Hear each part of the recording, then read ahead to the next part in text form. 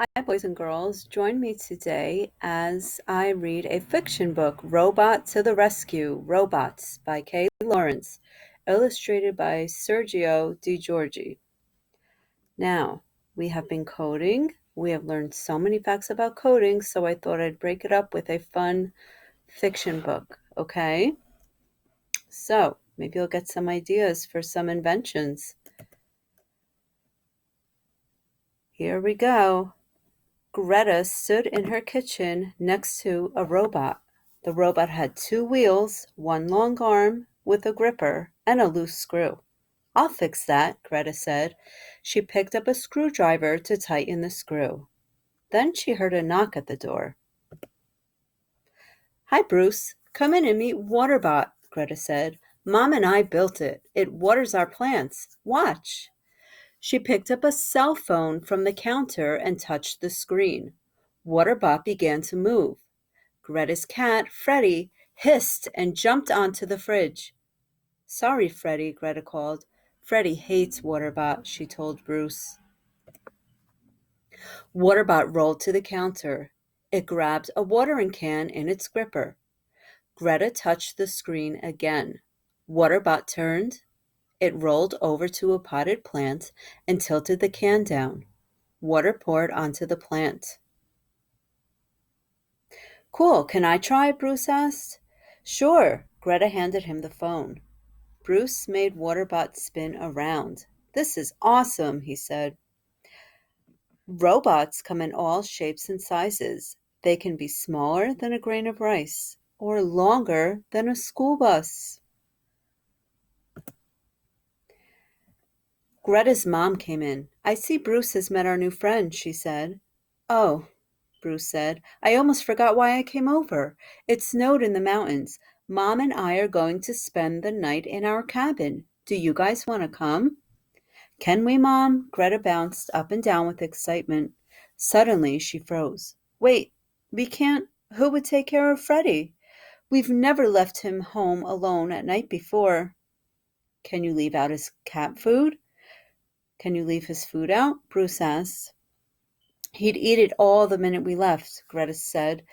Then he'd be hungry all night, she sighed. Waterbot gently bumped onto Greta. Oops, sorry, said Bruce. He touched the screen and Waterbot backed up. Hey, said Greta, maybe Waterbot can feed Freddie. That's a good idea, Greta's mom said. She looked at the clock. But I have work to finish. If you figure it out, we can go. Yes, Greta and Bruce high-fived. The word robot comes from the Czech word robota, which means forced labor.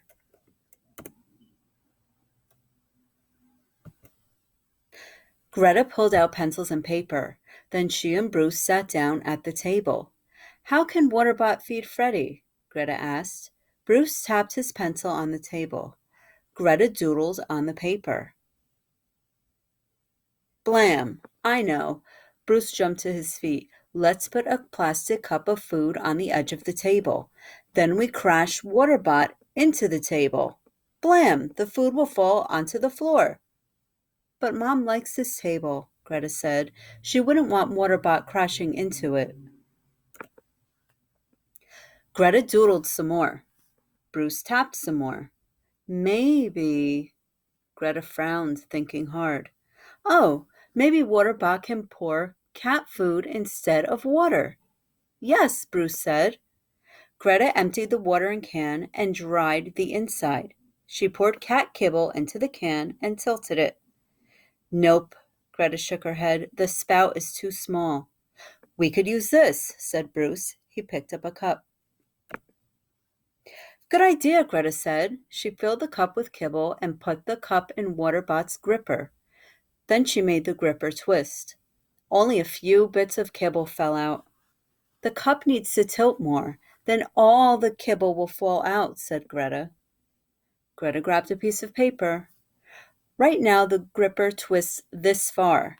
She drew an arrow showing how far the gripper twisted. And we needed to twist this far. Bruce drew another picture beside it. Greta used a wrench to loosen a bolt. She pulled on Waterbot's gripper. It popped off in her hand. She put it back in at a different angle and tightened the bolt again. Bruce put food into the cup. Greta made the gripper twist. Kibble fell into the bowl. "Woohoo!" said Bruce. He patted the robot on its head. "You're not Waterbot anymore, you're Kibblebot." It says down here that the first robot may have been a mechanical bird made in Greece around 350 BCE.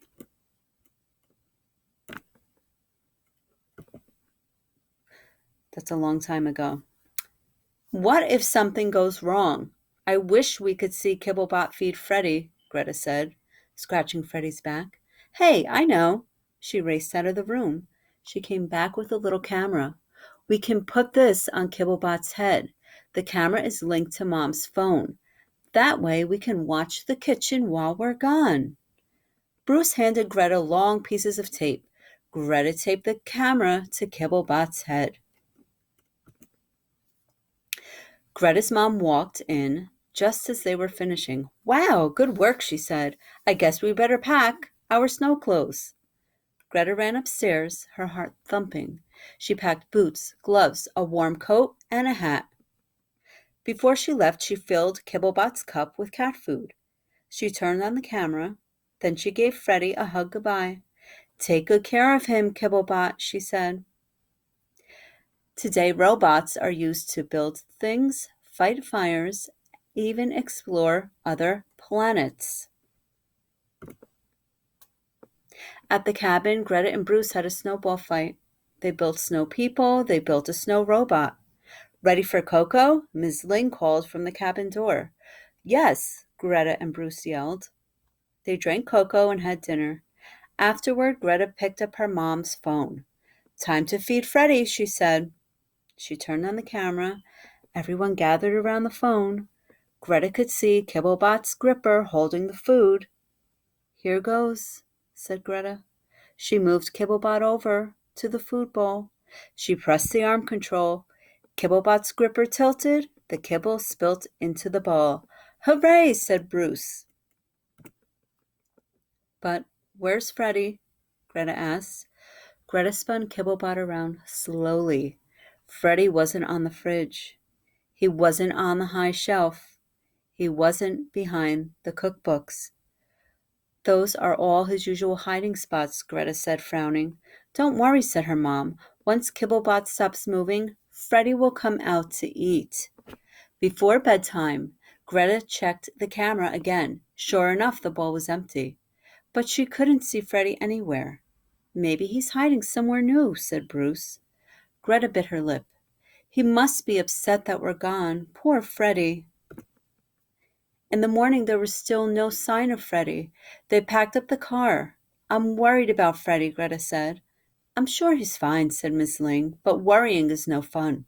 The trip seemed to take forever.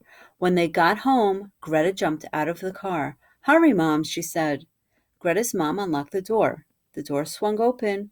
Greta ran into the kitchen and there was Freddie. Greta blinked. She couldn't believe it. Freddie was curled up on Kibblebot's base.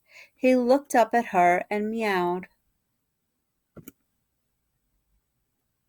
Bruce laughed. "That's why we couldn't find him with the camera. He was in the one spot the camera couldn't see." "Freddie and Kibblebot are friends now," Greta said. "Cats like whoever feeds them," her mom said.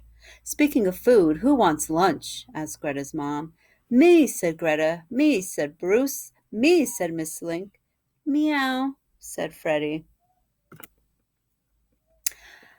Okay, I hope you enjoyed this book, boys and girls, and I hope you're going to enjoy your coding activities. Here are some other books in this series, okay, that you can access at Epic. I hope you have a great day and stay tuned for more read alouds and activities. Bye.